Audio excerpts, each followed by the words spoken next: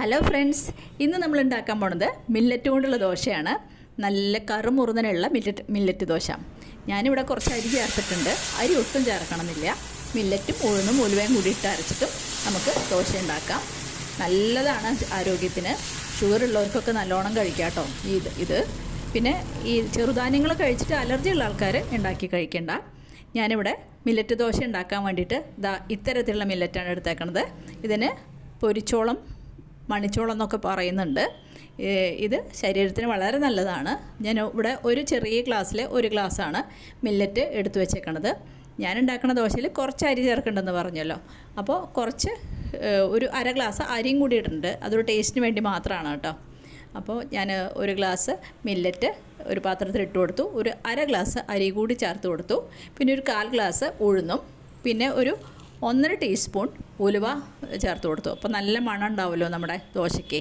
അപ്പോൾ ഒരു 1.5 ടീസ്പൂൺ ഉലുവ കൂടി ചേർത്തിട്ട് നല്ലോണം കഴുകി വെള്ളത്തിലിട്ട് വയ്ക്കുക. നമ്മൾ സാധാരണ ദോശയ്ക്ക് ഇടുന്ന പോലെ ഇട്ട് വയ്ക്കുക. ഒരു 3-4 മണിക്കൂറെങ്കിലും വേണം കേട്ടോ. ഒരു 3-4 മണിക്കൂർ മിനിമം വേണം. അപ്പോഴേ നന്നായിട്ട് കുതിർന്ന് വരുള്ളൂ. അപ്പോൾ ഞാൻ ഇട്ട് വെച്ചു. വൈകുന്നേരമായിട്ട് അരച്ച് വയ്ക്കാം. അപ്പോൾ വൈകുന്നേരമായി ഞാൻ ഇത് അരച്ച് വയ്ക്കാൻ പോവാണ്. ആവശ്യത്തിന് വെള്ളം ഒഴിച്ചു കൊടുക്കുക.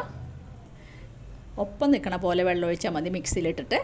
എന്നിട്ട് നമുക്ക് നന്നായിട്ട് അരയ്ക്കുക. നമ്മൾ സാധാരണ ദോശയ്ക്ക് അരയ്ക്കുന്ന പോലെ തന്നെ നന്നായിട്ട് അരച്ചെടുക്കുക. എന്നിട്ട് പാത്രത്തിലൊഴിച്ച് നമുക്ക് ഉപ്പ് ചേർത്ത് കലക്കി വയ്ക്കുക കേട്ടോ.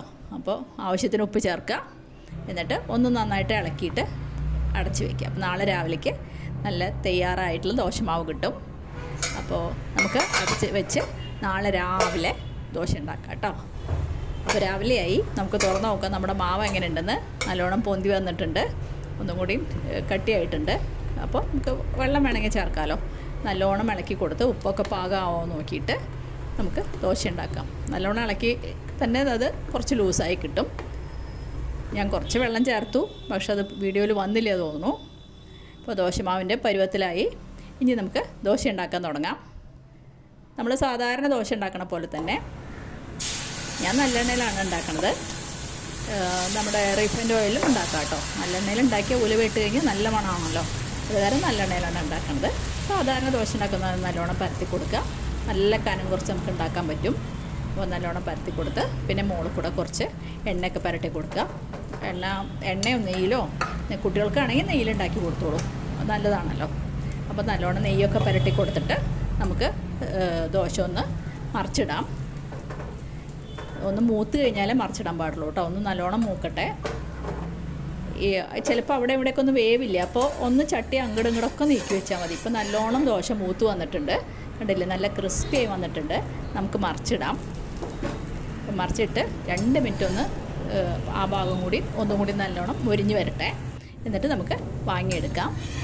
അപ്പോൾ നമ്മുടെ ദോശ തയ്യാറായിട്ടുണ്ട്. ഇതിൻ്റെ കൂടെ ചമ്മന്തി, വല്ല തേങ്ങ ചമ്മന്തിയോ അല്ലെങ്കിൽ ഉള്ളി ചമ്മന്തിയോ എന്തായാലും നല്ല സ്വാദാണ് കേട്ടോ. സാമ്പാറിൻ്റെ കൂടെയും കൂടിയും കഴിക്കാം. നല്ല ക്രിസ്പി ആയിട്ടുള്ള ദോശയായിട്ടുണ്ട്.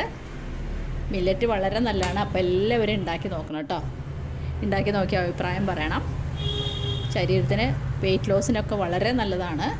നമ്മുടെ കാർബോഹൈഡ്രേറ്റ്സ് വളരെ കുറവുള്ളതാണല്ലോ. അപ്പോൾ എല്ലാവരും ഉണ്ടാക്കി നോക്കിയിട്ട് അഭിപ്രായം പറയാം.